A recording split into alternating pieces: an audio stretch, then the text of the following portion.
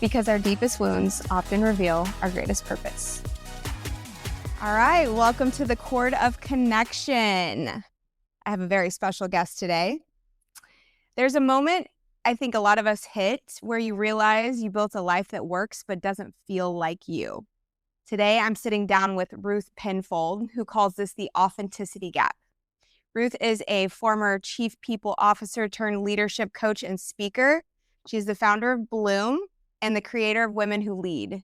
But what I'm most excited about is we actually met inside of a somatic leadership container. So this just isn't a theory. This is life lived. This is real. Welcome, Ruth. I'm so excited to have you today. I'm so excited to be here. Thank you so much. And yes, you're so right. What a gift to connect with each other in that way and to have the opportunity to be here with you now is even better. Yes, yes. And watching your journey, even after Bridge, I mean, you were already this magnetic, beautiful, radiant human being doing amazing things. But now knowing you on the level that I do and watching you step even further into your power has just been so cool to watch. So thank you so much for your time, my dear. Thank you. Thank you. No, seriously, my pleasure. Yes. Okay, so let's get into this. You have a lot to share. You have a lot to teach us. So on paper, you had the career. What wasn't working underneath? Okay. So on paper, I had the career, but I need to be real and say that career didn't just arrive, right? That career was created on my hands and knees through the gravel and the snow and you know what I mean? I think for any woman that has achieved a certain level, particularly in the corporate world, and I was at a chief people officer level, and that didn't that really happened in my 30s. I actually only tried to get there to begin with because I thought I could make things better, right? Because I could see what wasn't working in a broken system, but I was trying to administer the wrong medicine. I was looking at it and thinking, okay, if I can be a leader, then I can make fairer decisions, then I can remove bias, then I can be part of, I can create the change, I can create an environment where people feel better from the inside out.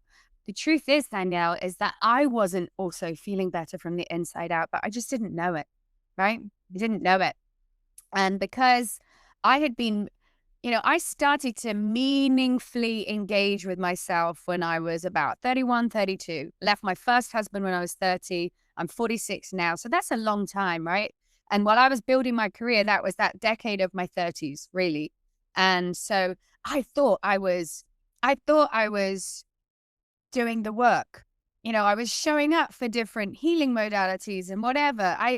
You don't know what you don't know. And the truth is it's all divine in the end.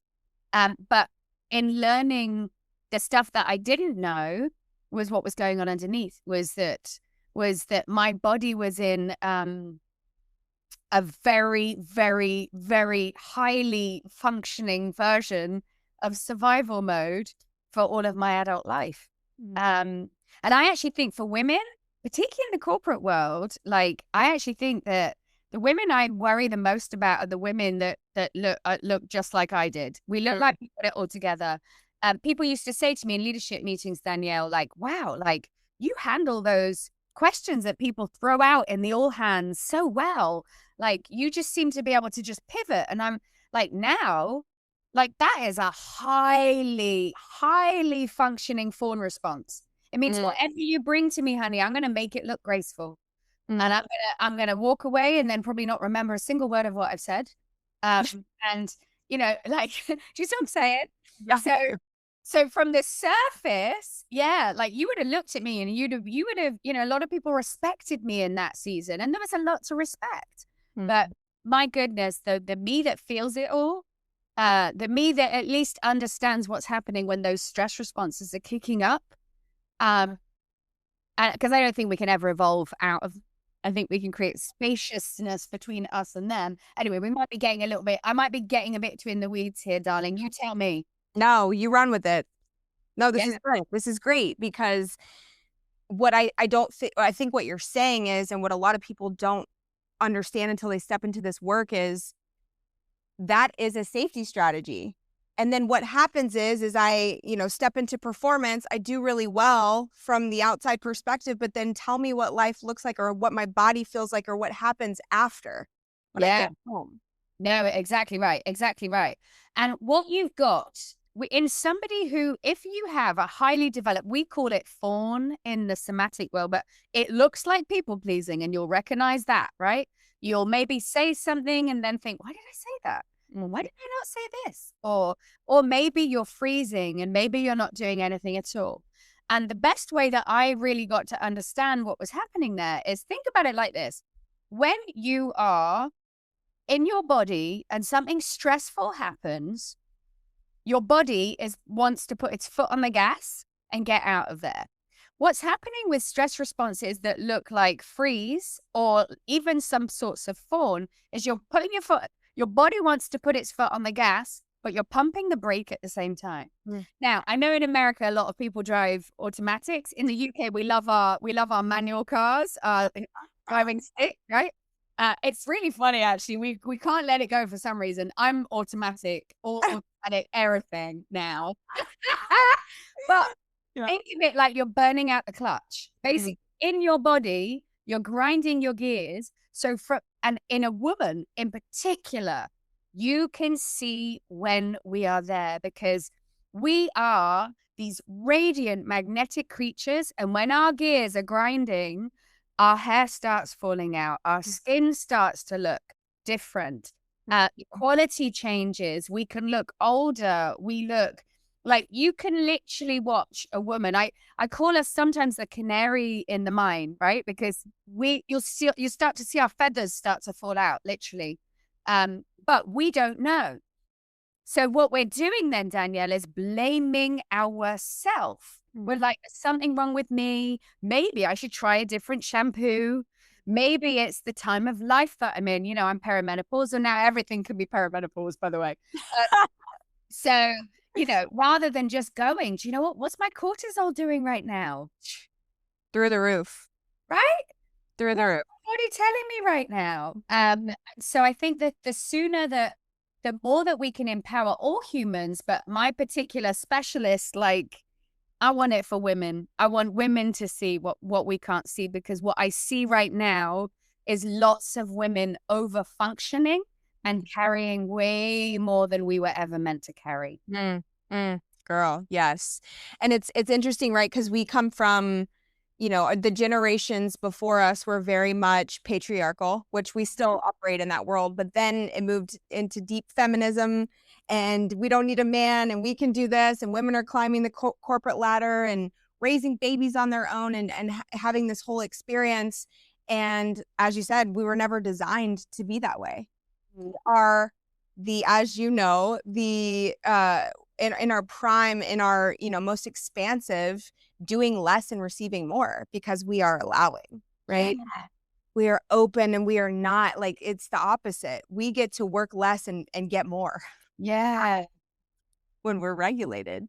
Yeah. And even though I didn't know what I didn't know, what I will say, Danielle, is that because of the work I was doing in my late 30s, because of the yoga, I was teaching yoga, I was always trying to study myself and trying to work this stuff out, even without really knowing as much as I do today about the body and what was actually happening. I read the books. I just didn't know it was happening in my body, right? Read the books. I still had managed to cultivate sufficient leadership energy that I was what I would say is I was good at operating in my masculine, but I was good at, I had created a magnetic energy I was just, because jobs were coming to me. Pay rises came to me without me fighting. My last 2 jobs came with massive pay rises. And by the way, were both 4-day weeks, which you don't normally get in a chief role where there's a big corporate owner, right? And so I say all that to say, I was already starting to tap into that energy of receiving, of the feminine, but the work really of the last 5 years since I left the corporate world has really been dialing that up, right? So that I can embody and both. Yes, I have hella masculine energy. I can create structure and deliver all day long. But can I soften into the feminine and receive and really build my business in that way that feels more organic and natural to me? And that is a journey that I'm still on, right? But certainly I make it my mission to balance these energies, not perfectly, because I don't believe that anybody's energy needs to balance perfectly. And quick side note to anybody who's listening, you know, each human being, like I'm a yogi, I study Ayurveda, right? So what you need to know is that each human being has your own special, unique constitution. Mm. It's a constitution of different elemental forces, but also energies. And there is no right way to have masculine and feminine energy in you. There is just the way that is the most authentic expression of you as the unique and precious creation that you are. So if you're a woman with hella masculine energy, who cares? Doesn't matter. But are you cultivating softness in your life? Are you allowing for that creation energy of slight little bit of chaos, a bit of dancing, a bit of, like, are you letting that out of you? That's what we want to know. Where does she go? Where does she get to play and explore? But don't shame your masculine, because the world has literally groomed you to be like that, right? Tell me I'm wrong, Danielle, because I know you have had masculine too. Yes, I do. Yes, I do. And thank you so much for bringing that point up, because as you know, in human design, we're all built different. Generators and manifesting generators, which I think you're a manifesting generator, right? I think I might be a generator, but don't quote me on it. Okay. Either way, we are the energy source of the world. We are designed to build. So it makes sense that some of us women carry a stronger masculine energy and some don't. Yeah. They're designed that way. So what a beautiful, eloquent way of explaining that it's this right? If you carry a stronger masculine energy, which women like us who are really here to lead in the way that we lead, right? Not good, bad, right, or wrong. But are you also cultivating this like sense of rest, ease, allowing, right? Yeah, because that's where you learn that your life can actually fit in around how you work, right? And actually, and this has been, Danielle, the evolution of the programs that I've created for women over the last 4 years, right? Initially, it was more about leadership strategy. It was identity work. It was like helping people recover whatever misunderstandings they've created about themselves along the way. But now I layer in the somatic level. But the other level that I layer in, which is absolutely essential for women, is our cyclicality. Is understanding that our cyclicality is a superpower. But when we don't live in reverence to that, and we think that we're little men who can be the same every single day, right? That is where a woman is burning out, right? So even if sometimes in your cycle, you can be hella masculine, get it done, and do the same gym session every day, right? In reality, you have to meet yourself where you are in your cycle too, because you might survive for years trying to operate like a man. I did. Yes. You can do it. But what's actually happening in your body whilst you're doing it? Well, I'll tell you what happened for me. Yes, because I spent years, I was bodybuilding. I was in a director role. I was forced. I mean, I absolutely play with my cycle these days. You have to. We're designed that way, but I wasn't then. It was up 5 a.m. every morning, progressive overload, like just acting like a little man, like building like a little man. And I will tell you, my body started to shut down. I had so much inflammation and so much fatigue, and I would have bursts of energy in the morning and then completely crash out at the end of the day. My hormones were fucked off. Like, I have this theory. This is just my theory, and there's probably no data behind it, but I have noticed that the women who end up depleted with testosterone at an early age are people who move through the world like I did. Like, my testosterone was completely tanked And I was operating that way for years. And as you know, like brain fog, all these things come with low testosterone. And I was pushing through more caffeine, more, you know what I mean? Oh, yeah. Just gassed. It was horrible.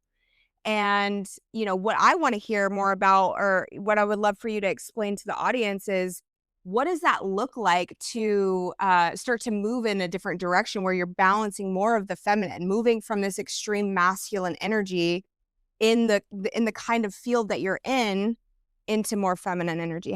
What did that look like for you?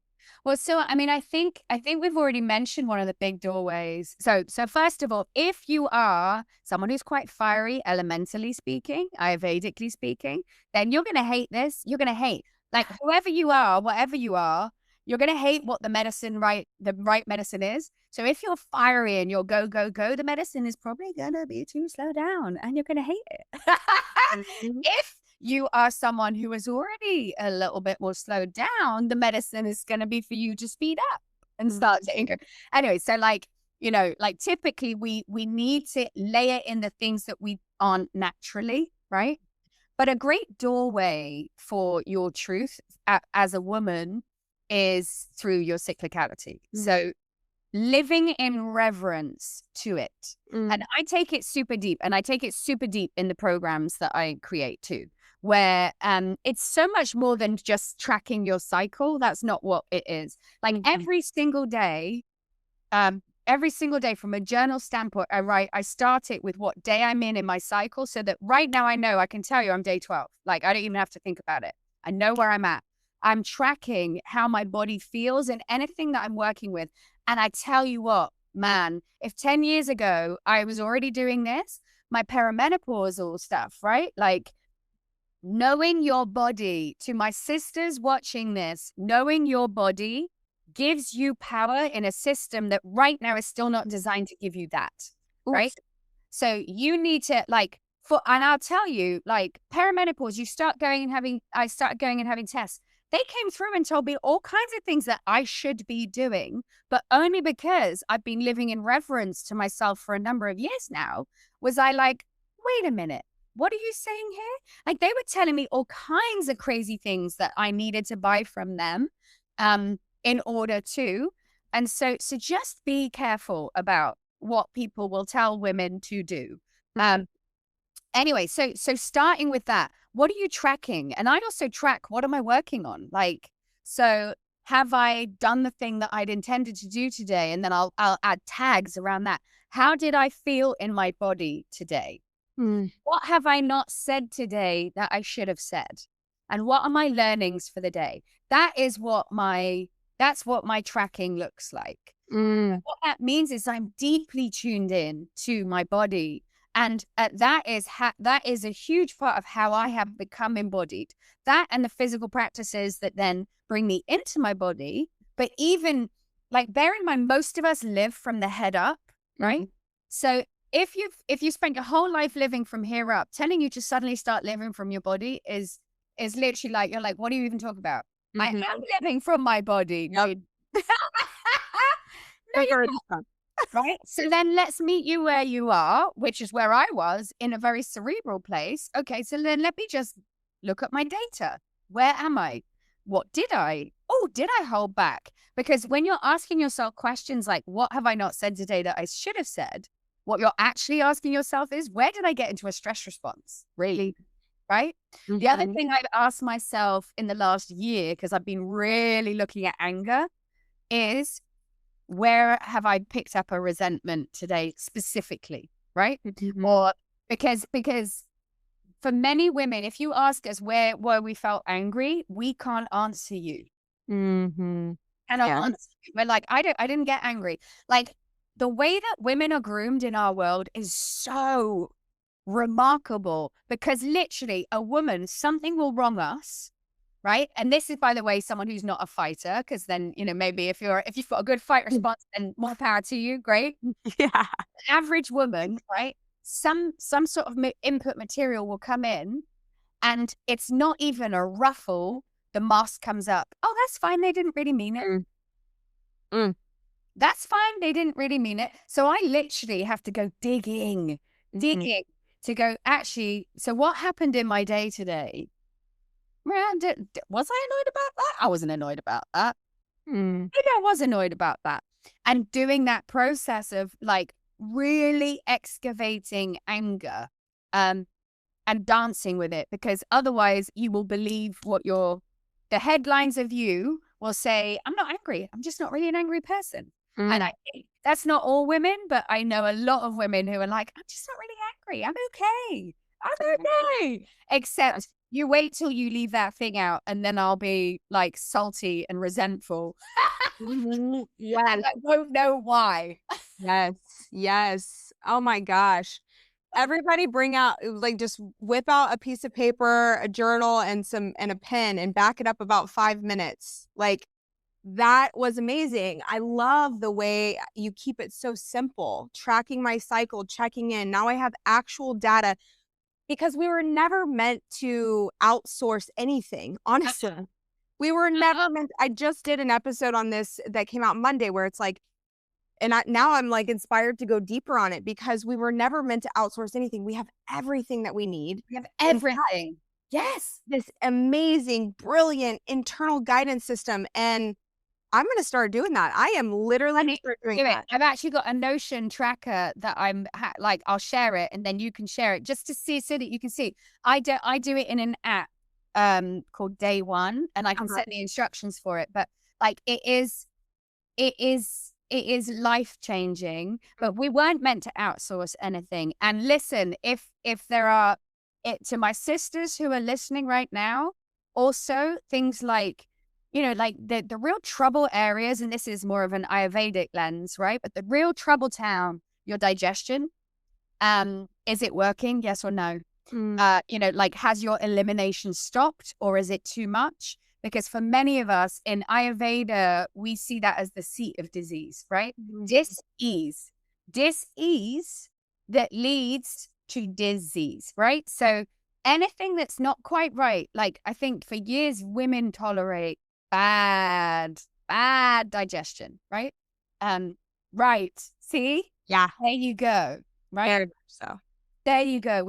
And so tracking things like that, beyond just the like, do I have period pain? Do I have swelling? Also, like, I track, do I have I had a headache? Have I had a migraine? Have I had a this? Have I had a that? So I'm tracking the symptoms of stress in my body too, so that I can, and because that makes it more real. Because if you ask the average person, do I feel stressed? Honey, you don't know what not stressed feels like. You've been living in this world your whole life, and it's stressful. Yes. You know what's coming up for me now? I want to touch on the digestion piece first.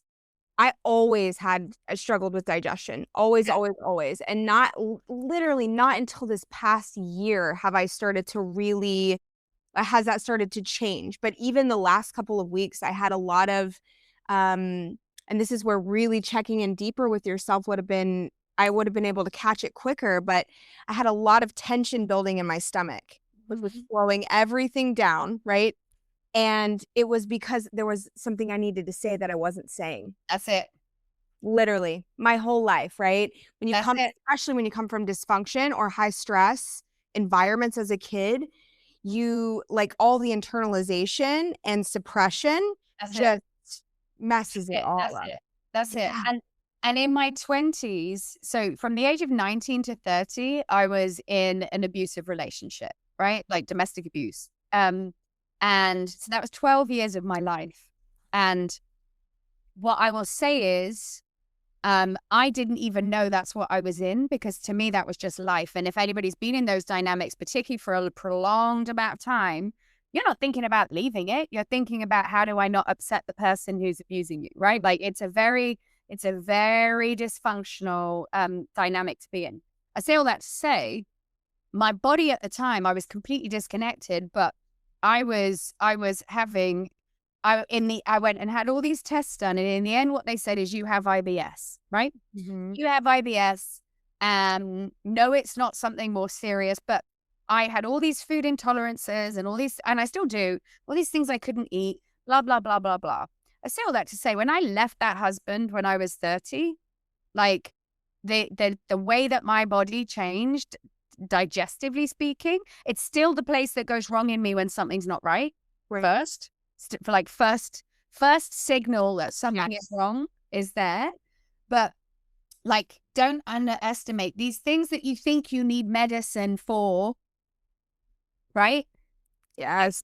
It's literally the body. So like you could be taking something that might stop the symptom of the thing, but all you're doing is like the thing is still going to be there because your body's not right.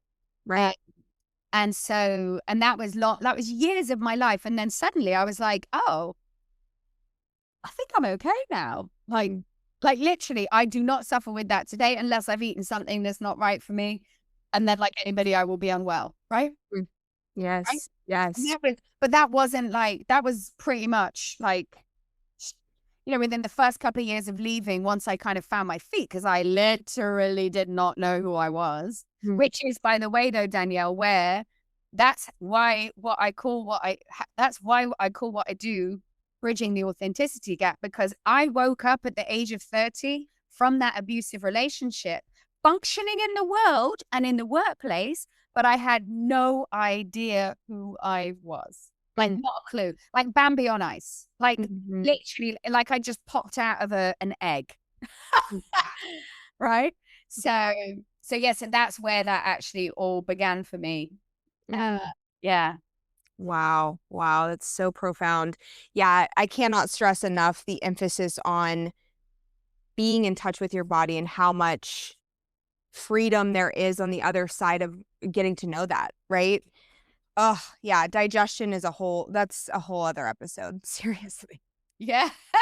The moment it's so interesting. The moment I spoke my truth, the moment I acknowledged the fear that was coming up, movement. That's it. Movement. That's it. And every time, you know, like the body is so clever. Like I did actually marry again, and that marriage unfortunately didn't work out, but it was a huge catalyst for me going deeper into this work. But I had something similar with sciatica this time. So my body was like, not comfortable. There's something not right in this marriage. There's something not right with this husband.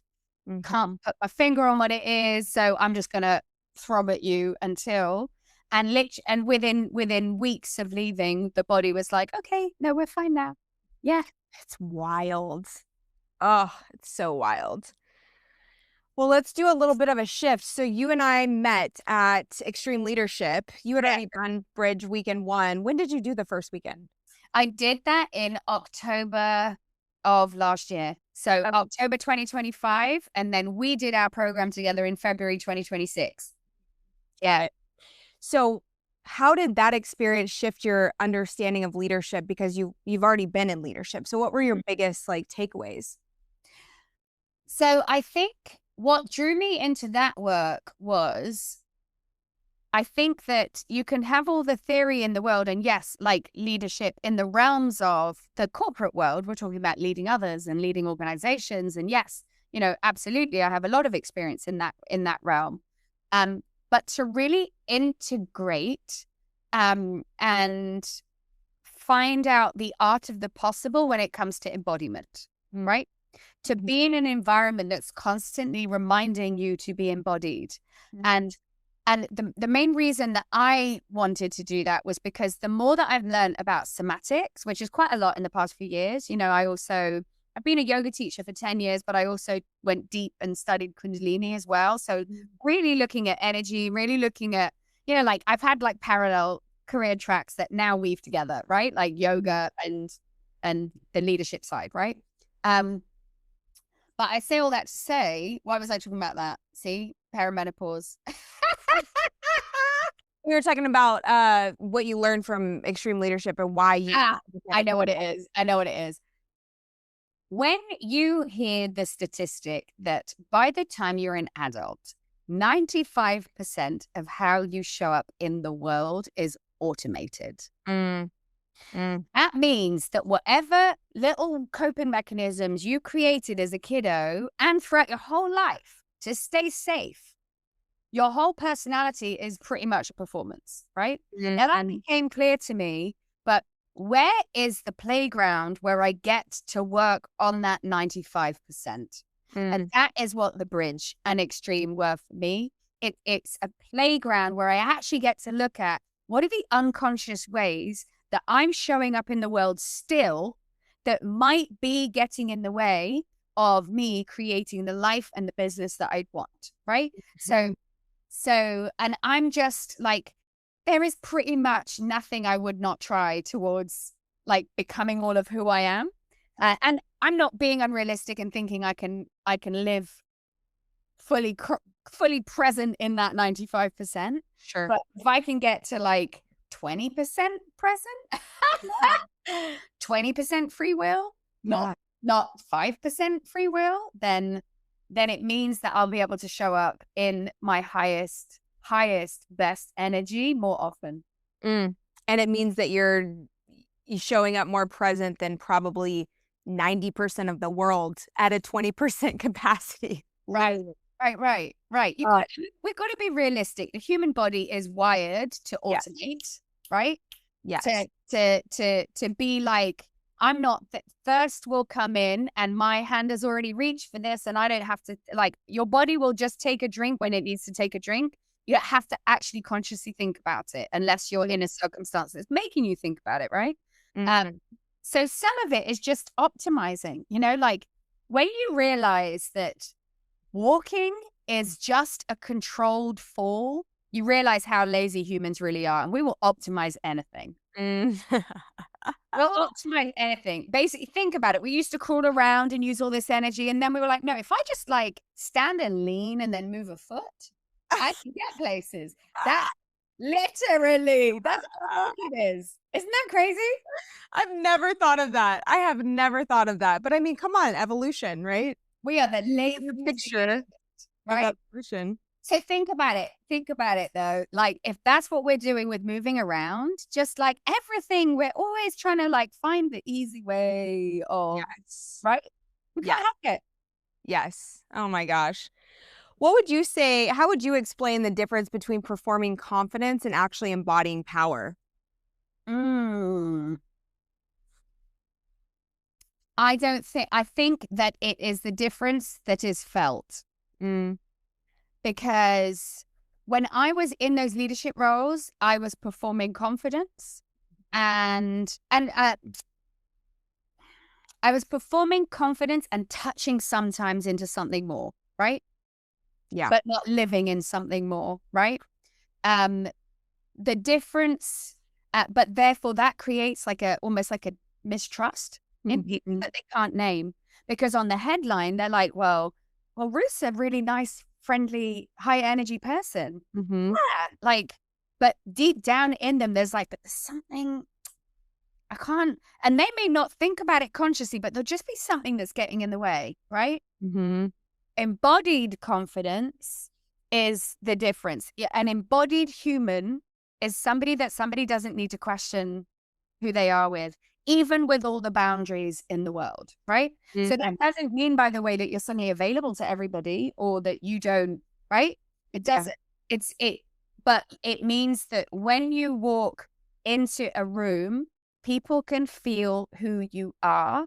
And in being able to trust what that is, they trust you, your leadership, and what you have to say.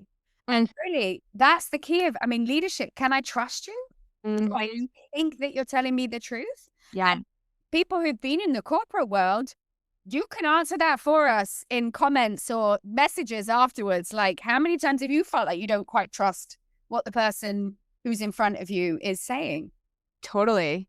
Gosh, it reminds me of that exercise. I don't want to give too much detail away, but the animal body thing where we were quite literally judged on a 10-minute interaction with someone. And it was like, what is their weak spot? What's working for them? What's not working for them? And do you trust them or not? And I remember I felt so crushed because I had two people say they didn't trust me. And I was like, oh God, but it was something their body was picking up on. That's it. That's it. Which is why it's really important. It's really important. The first time I did bridge twice. The first time I did it, everybody trusted me.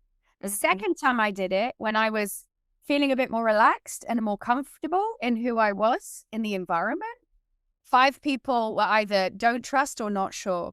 And I took that as beautiful medicine because it means that there is protection around my heart that people can feel. And that means that in the world out there, Danielle, that would be what people would still be feeling. So to me, that was like, and I think also though, to anybody listening to this, the more that you love and appreciate and value yourself, the less you're going to be thrown off by that.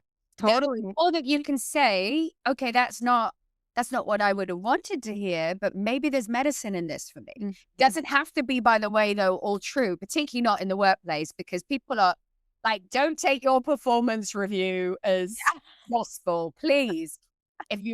Please, I've had some horrible performance reviews that had nothing to do with me or my effort, right? Yeah.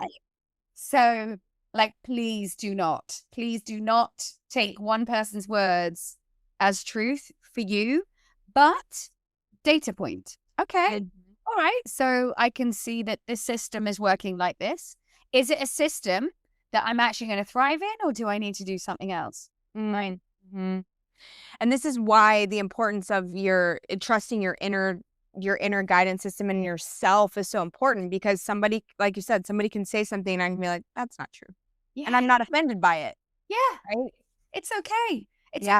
And here's the thing also, Danielle, the more confident a woman becomes, the more she knows who she is, the more she is becoming a woman that we don't quite recognize yet. And so like, particularly for women, like, I'm not saying that there's not truth in things by all means, but a confident woman is uncomfortable for our bodies because patriarchy has trained us, all of us, that women are meant to act a certain way, and it's not necessarily that. And that's not to demonize men. I'm talking about a system here, not a species, right? System. It's a system that we all uphold. But right now we uphold that in a way that doesn't let really any of us be whole human beings, men included. Yeah. And now I on this topic of AI too, AI has this like beautiful like gift, right? But it's also, what I'm watching is a lot of people now relying, and I had to check myself at one point too, relying on this to process.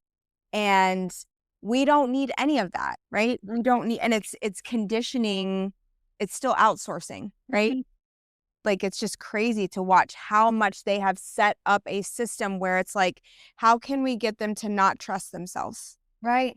How can we get them to continue to outsource so that they're not going in? Because when you are tapped into your inner truth and your inner knowing, you are fucking unstoppable. Right. And that goes for everybody, but in particular, women just don't see us. We don't see many of us like that yet. Yes. Right? Yes. Yeah. Because when a woman is in her power, when a woman knows her yes and her no, when she has cultivated sovereignty, then she leads in a different way. And one of the reasons, by the way, why I am so focused on women in leadership and supporting women to step into bigger jobs, even if it means they ultimately leave the workforce and do their own thing, I don't mind what that end result is because I believe the world will hit different when more women are leading it from our truth. That doesn't mean taking it off men. It means that in the rooms that we're in, we're able to say, wait a minute, that's not right. Wait a minute, let me give you this feedback. Hang on a sec. This is not how, like, that we're so in alignment with our inner compass that we trust ourselves enough to know that there's nothing wrong with us and trust the oracle wisdom that we came through with. Because we see things in a way that they don't. We were never meant to be the same as each other. We're so different. Yes. One of the things that keeps all of us stuck is thinking that we're the same. We're not the same. We're different. But we can coexist beautifully in a dance, even in an organization and a leadership table. But we all have to, it's like almost, as long as we're pretending that we're all the same, like no one gets anywhere as far as I see. No. Absolutely. Oh, so good. Yeah, so I want to go back to the authenticity gap a little bit. Mhm. So if someone is realizing they're in the authenticity gap, where do they start? Yeah. Where do you start with them? So the way I define the authenticity gap is that it's the space between who you really are and who you feel you need to be out there to survive in the world, right? So it's this series of masks and coping mechanisms that you've created, right? The challenge with the authenticity gap, though, is you don't know until you know. Mm-hmm. So for a long time, you're going to think that that's just you. You're going to think that you're shy. You're going to think that you don't really want to present that thing. You're going to think that, you're just going to, like, in my case, I'd fully forgotten who I was. I'd forgotten that I loved to dance. I'd forgotten how to have opinions. I'd forgotten, I just didn't know. Like, I did not know. I spent 12 years in service of my relationship at the time, and I just didn't know, right? So what I do with humans, and by the way, I do this with mixed leadership teams on offsites. We might be doing it in a slightly different way where we're looking to lead a culture in a certain direction, but all my work starts here with humans. Who you are, why you are, what you are, right? Mm-hmm. Getting you locked into your inner compass, your value system, and then using that as your decision-making model in the small moments of your life initially, as we then rewrite the story that you've learned about you and the value that you bring. I call it working through your case file of excellence, right? Mm-hmm. We literally go back through your whole career and we go through your career narrative in a way that's not just about how you show up in the world to tell your story for a job interview, because what matters more is how do you see your journey? Do you see it as you got lucky and thank goodness they didn't find out and you probably didn't deserve that job and woo, what are all the lies that you've internalized about you and made fact in your body? So we need to, like, and literally, but putting these lies apart, it's like prizing them open, right? We prize them apart. And then we set a vision for the you that you know you really are. And then we very tangible goals for getting there. So we set a vision, like the version of you that you want to keep becoming. But I really do think for most women, even in the corporate world, we don't give a shit about job titles. Mm-hmm. Like, but you ask a woman how she wants to feel, and like we can tell you, right? Right. And so the vision then becomes like, okay, great. And then the mission this year, what are the experiments that I could run in my life that could get me closer to that version of me? Just experiments. Everything is an experiment. And then in this quarter, what are 3 buckets of things that I want to experiment with? Maybe it's communication. Maybe it's my next job. Maybe it's yoga teaching if it was me 10 years ago, right? So we're looking at, okay, who are you really? But then we're also really tangibly giving you the way to reclaim yourself at the same time, right? So that you're not just like, okay, I'm showing up differently and I don't know what I'm doing. It's just like, no, this is who I am. Great. Now I know that. Now I can make decisions from here. Now I can communicate from here. The somatic stuff, the embodiment stuff takes a little bit longer, I'll be honest. It took longer for me. But even from basically understanding the correct interpretation of myself and the value I brought, that's what made me get those big jobs and get those big pay rises, right? I believed in me. And so when they were coming to me, I was like, heck yes, you'll be lucky to have me in that role, not in arrogance. Yeah. Just because I understood the truth of myself. Yes, girl. And not trying to sell myself like a man might either. Selling myself in a way that feels authentic, which isn't lying ever, because, like, ask any woman, we don't want to lie. We don't want to get, like, we don't want to lie. We don't want to say something that's not true about ourselves, because the penalty for being caught in a lie about something for a woman is so much higher that we will not in our bodies take that risk. No. Which is why when a woman goes for a job, she will say, I think I'm good in this area, but I'm not good in that area. We literally talk ourselves out of the job while we're applying because we're so desperate that nobody thinks we're telling a lie.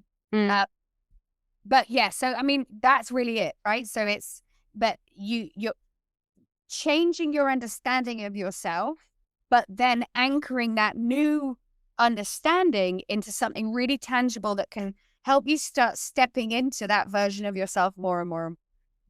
Yes. You brought up such an amazing point. In my opinion, the micro decisions that you make throughout the day are way more important than the big decisions. They just are. They are. And they make the big decisions easier. They do. Like, people overlook, it's like, as small as I said I was going to go to the gym today, I have to go to the gym today. That's it. Right?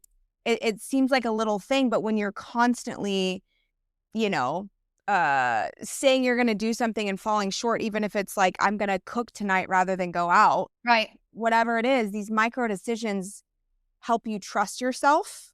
Yes. And when I get to the threshold of a big decision, I have a lot more self-trust. Exactly right. But start small, because my micro, like before order, there was chaos. In my first marriage, my life was chaos, right? Absolute chaos. And so the small could be as little as, today, I'm going to, like, my experiment for this week is I'm going to wake up and I'm going to make my bed every day. And what you do by just making your bed every day is you start to sink in to this beautiful, like, oh, wow, I actually do the thing I say I'm going to do and I respect it. So like, I always say all the time, don't try to swallow the watermelon whole, cut it into slices. Maybe the gym is a step too far for you right now, right? Maybe 5 minutes, waking up 5 minutes earlier is all you got. So do it for a week. Let your body then get the dopamine of you doing something great for you, and then go, okay, now what's next? And these are these tiny experiments, but you're so right, Danielle. Like, in my 30s, I weighed 40 pounds more than I do now. And I would make myself these great big promises. Yes. I'm just going to stop. I'm just not going to eat that thing now. And boop, boop, boop, boop, boop. And then I would never do it. And my relationship with myself was just in the gutter, right? The only way that you do that is by tiny, tiny choices, repeated over time, and taking each day as it comes, and then each week as it comes, and then each month as it comes. And then gradually, before you know it, you look back and you're like, wow. But I think it's really important that we don't look at somebody's year 10 or year 15 and be like, oh, I'm just going to do what she's doing. Because first of all, your wellness, Danielle, is not my wellness, is not somebody else's wellness. We are all unique. Yes. So your only job, gang, is like, what do I need? What do I need? What experiments do I need to run right now in the season that I'm in? Like, you might be in a season of active duty parenting, and that's going to look a lot different than if you're in a season where that's not the case. You might have just started a big job, and the best that you got is to be able to do one tiny, tiny thing. But these tiny, tiny moments will be the difference between you leaving yourself behind and not. That's right. That's right. Oh, girl, yes. Oh my gosh, I could talk to you forever. I do want to, before we kind of wrap this up, my girl just did a TED Talk. I did. What an honor. Tell us about that experience and what that felt like in your body. Oh, it was amazing, actually. Like, honestly, real talk, it felt like a graduation ceremony for myself, because I was fully embodied. I was I was in my radiant leadership energy. I loved the talk that I had written. I loved the way I delivered it. It was a remarkable experience. I highly recommend doing a TED Talk, just from I see everything like this, Daniel, as like an opportunity to sharpen the axe, right? But my goal was to, in this TED Talk, which is called Imposter Syndrome Doesn't Exist, it was to speak to the hearts of women and the experiences of women that we don't quite see for ourselves. Because trust me, I didn't see it either until I started coaching women all the time. And then was like, oh, you too? Oh, you as well? And you're not even in the same country? Oh, and you? Right? Like literally, we all say the same things a different way in the workplace and in our lives, most of us. So that in and of itself was like big. Because I didn't see it either. So it's imposter syndrome doesn't exist. So it's to speak to women, but whilst opening the hearts of men. Right? And the first people that reached out to me after the talk were men. Yes. And they were like, thank you so much. I actually thought that I've always thought that I was a good man, but now I've realized that I've been letting people shrink around me and I didn't realize that. And it's making me think about all different realms of my life. And I just want to say thank you. I'll be honest, since it's come out, it's more women that are sharing and commenting about it. But certainly the men that have watched it are like, wow, okay, yeah, I didn't really think about that. And by the way, the topics I'm speaking about they're not exclusive to women. I'm just specifically talking about why the workplace hits different for women, because we are trained into relational compliance pretty much. Yep. Right? So we learn in our bodies for good reason that belonging equals safety, and that any threat to our belonging, we register as danger. And, and that's not all what's happening in the workplace, but that is what happens to women in our lives.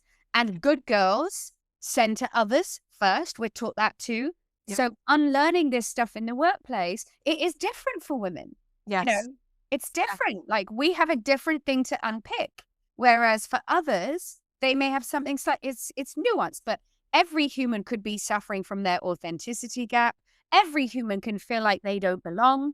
Like that's not what I'm saying, but I did want to specifically call out our experiences and what I've witnessed and how much we all feel something similar, which means that what we're internalizing as us is a system issue.